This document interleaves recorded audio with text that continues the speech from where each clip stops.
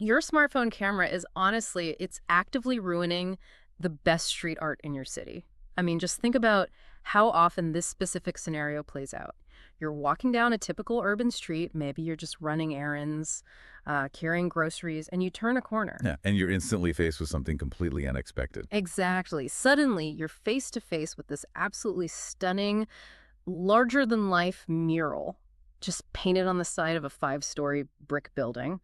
And the colors are vibrant, the scale is overwhelming, and the sheer audacity of the piece just, stops you dead in your tracks. Right, it's a very visceral reaction. It really is.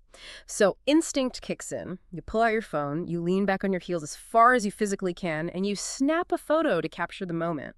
But then later that night, you open your camera roll, expecting to see all that majesty preserved. And let me guess, it looks terrible. Oh, it looks entirely lifeless. The massive building appears bizarrely tilted, the bottom of the mural looks, like, bloated, and the top tapers off into this tiny point.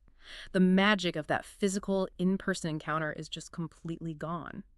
The disappointment there is a remarkably universal experience. I mean, we encounter something that moves us in the physical, three-dimensional world, and we just operate under this assumption that the camera will automatically translate that emotional response into a two-dimensional image. Right, like the phone just knows what we're feeling. Exactly. But the reality is that the translation process between human perception and optical mechanics is incredibly unforgiving. And, well, the default settings on our devices are rarely equipped to handle monumental environmental art.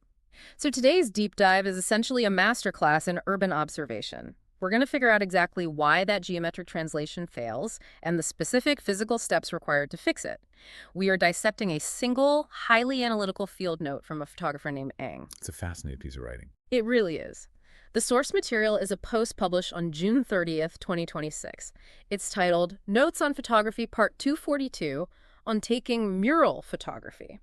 And honestly, the detail that stands out immediately to me is that number in the title, Part 242. Oh, absolutely. It completely recontextualizes what we're looking at. Right. It implies this level of systematic dedication that goes far beyond someone just casually snapping pictures when the lighting happens to look cool. Yeah. Aang is out running mundane errands, but still treating the urban environment as this continuous, iterative laboratory. That framing is crucial to understanding the insights in the text. By labeling a field note as the 242nd entry, well, photography is presented not as a passive hobby, but as a rigorous daily practice. Every single outing is an opportunity. Yes, an opportunity to experiment, to inevitably fail, and then to dissect the exact mechanics of that failure, to engineer a better approach for the next attempt. We're getting a window into the mind of someone who meticulously catalogs their creative problem-solving process. So before we examine the specific mechanical failure Aang runs into during this particular errand, the field note establishes this really foundational creative toolkit. Aang doesn't just see a massive painting and mindlessly point a lens at it. Right, there's a methodology. Exactly. The note breaks down the visual approach to murals into three distinct compositional choices. And the first instinct Aang identifies is treating the mural like a landscape. Which is a very specific choice. It is. To put that in perspective, treating a piece of street art like a landscape feels a lot like trying to capture an entire biological ecosystem. You aren't just framing the tiger, you're deliberately stepping back to include the jungle canopy, the riverbank, the weather overhead. You're capturing the whole world it lives in. Right. So with a mural, you are capturing the rusted fire escape, the cracked concrete of the sidewalk, maybe the shadow of a street lamp, and just the surrounding architecture. Well, the underlying mechanism driving that specific choice is context. Murals are fundamentally environmental art. I mean, they don't exist in the sanitized, temperature-controlled void of a white wall gallery space. Yeah, they're out in the wild. Exactly. They are anchored to a very specific set of geographic coordinates, exposed to the changing elements, and forced to compete with the visual chaos of the surrounding city. So, by adopting that landscape approach, the photographer makes a deliberate narrative choice to document the habitat of the art. The environment becomes part of the piece. Right, the surrounding urban decay or gentrification, it becomes part of the story, giving you, the viewer, a sense of scale and geographic grounding that a tightly cropped image would entirely eliminate. That desire to capture the habitat makes total sense, but it inherently brings a massive amount of visual clutter into the frame. Which leads directly to Aang's second approach, ignoring the environment completely and zooming in tight on the micro details. The complete opposite of the landscape. Exactly. But this raises a massive question for me. If you stand in front of a sprawling, intricate mural and you use your lens to isolate a single sweeping brushstroke, or I don't know, the specific way a patch of spray paint has dripped and dried against the rough texture of a brick, doesn't that fundamentally alter the art itself? Oh, that's a great point. Like you're cropping out the muralist's intended design, their composition, their subject matter, and you're extracting a totally new, abstract image out of their labor. You're touching on a profound philosophical debate there regarding authorship and the nature of the photographic medium itself. Yeah.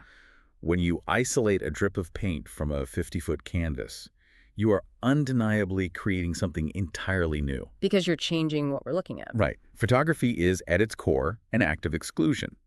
The physical world contains infinite visual information, and the photographer's primary instrument of control is the frame, the physical boundary dictating what the viewer is allowed to see, and more importantly, what is hidden from them. So you're essentially hijacking the muralist's raw materials to manufacture your own independent art piece. I mean, it is an appropriation of texture, certainly. By zooming in, Ang demonstrates that photographing street art is an active editorial decision rather than just a passive act of photocopying.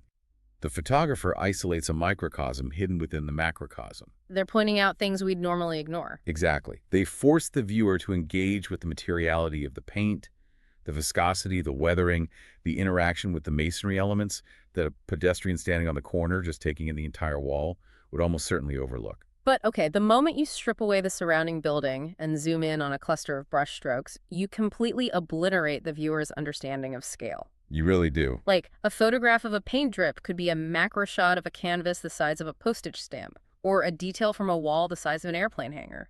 The viewer has no metric for size. Which necessitates Ang's third compositional framework, introducing a human element alongside the mural.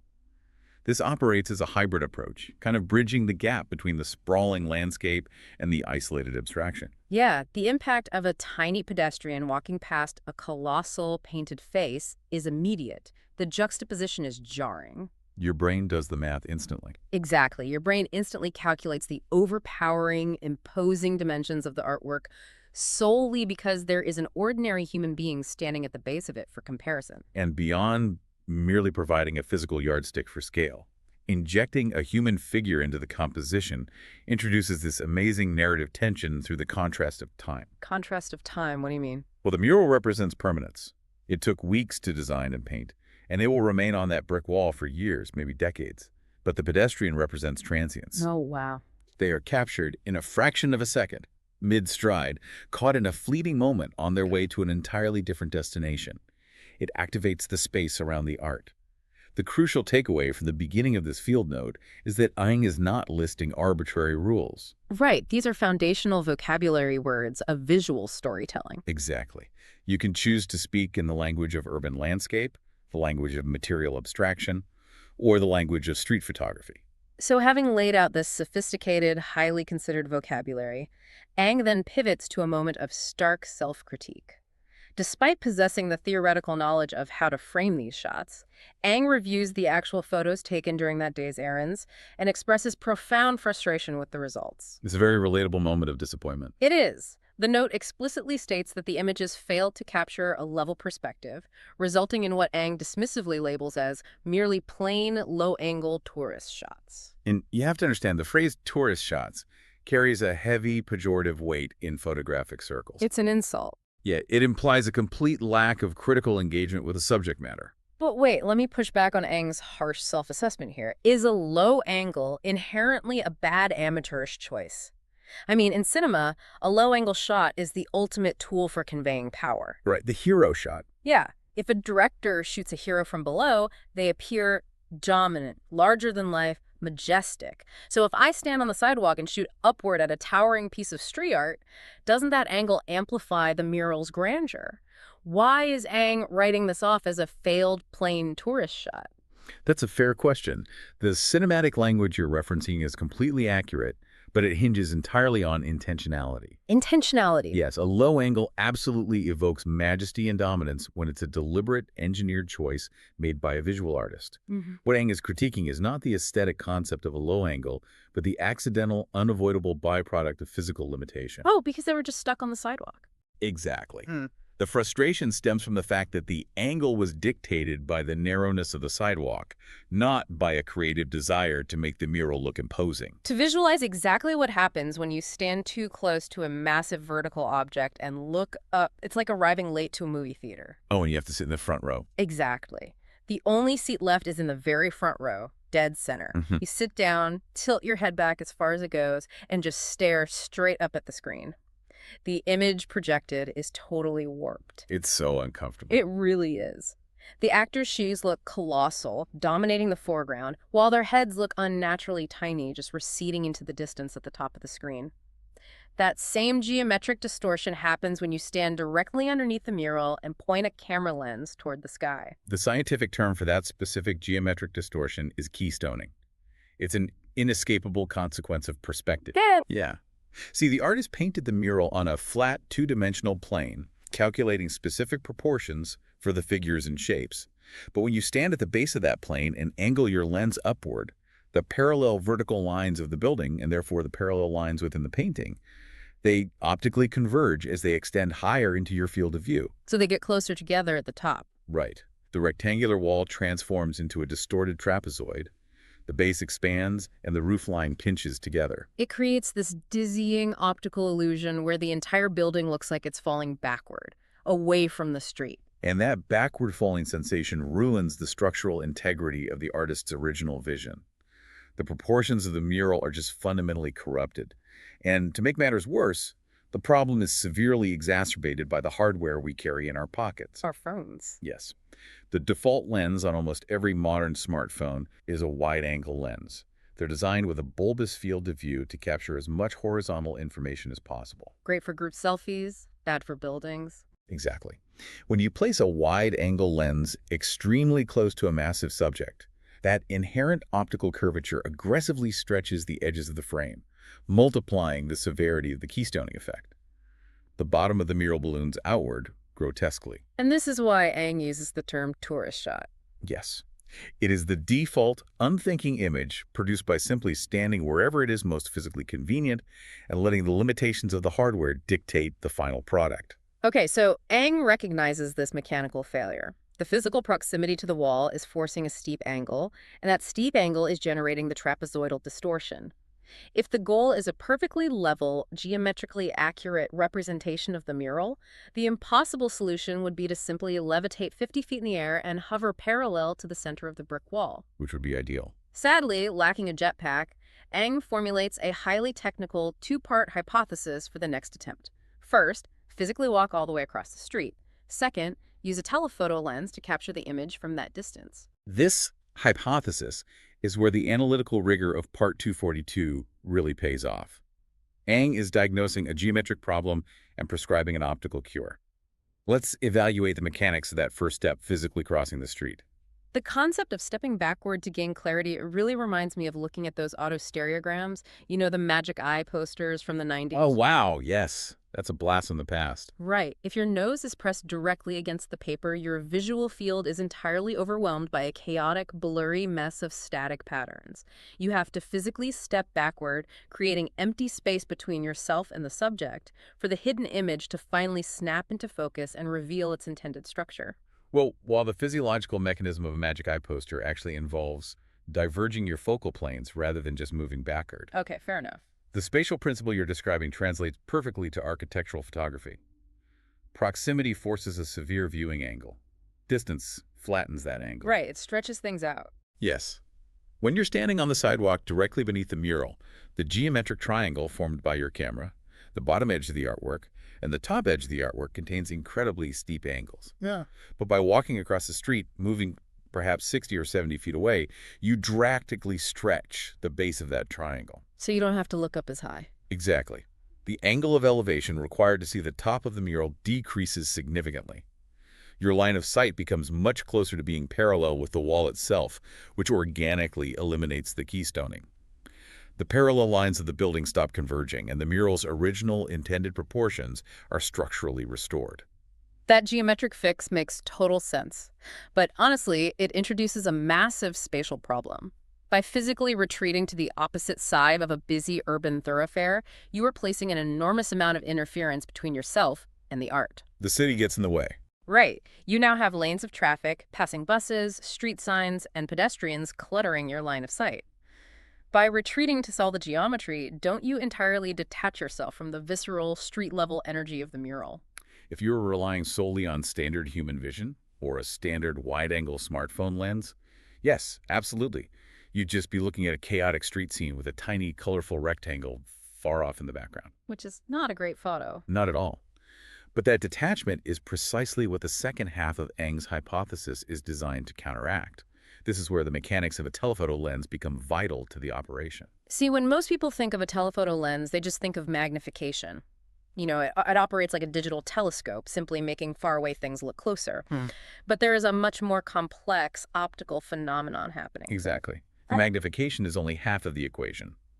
Using a long focal length, a telephoto lens fundamentally alters the visual relationship between objects in three-dimensional space. It creates an effect known as optical compression. Optical compression. Yes. Because a telephoto lens has an extremely narrow field of view, it acts like a tightly focused tunnel, cropping out the surrounding peripheral environment. Wait, optical compression is that the technique used in movies when a camera shoots straight down a long city avenue and the massive mountains in the background look like they are looming ominously right on top of the skyscrapers, even though they're actually 20 miles away. That is the quintessential example of optical compression. The physics behind it rely on relative distance. When you stand very close to a subject with a wide lens, the distance between your camera and the foreground object is tiny, but the distance between the foreground object and the background is comparatively huge. So it exaggerates how deep the space is. Exactly. However, when you attach a telephoto lens and force yourself to stand hundreds of feet back, the distance between the camera and the foreground becomes massive. Suddenly, the distance between the foreground and the background seems mathematically negligible in comparison. The lens squashes the perceived depth, pulling the distant background forward and flattening the layers of the image against one another. So by standing across the street with a telephoto lens, Eng is utilizing that flattening effect. The narrow field of view cuts out the passing buses and the street signs entirely.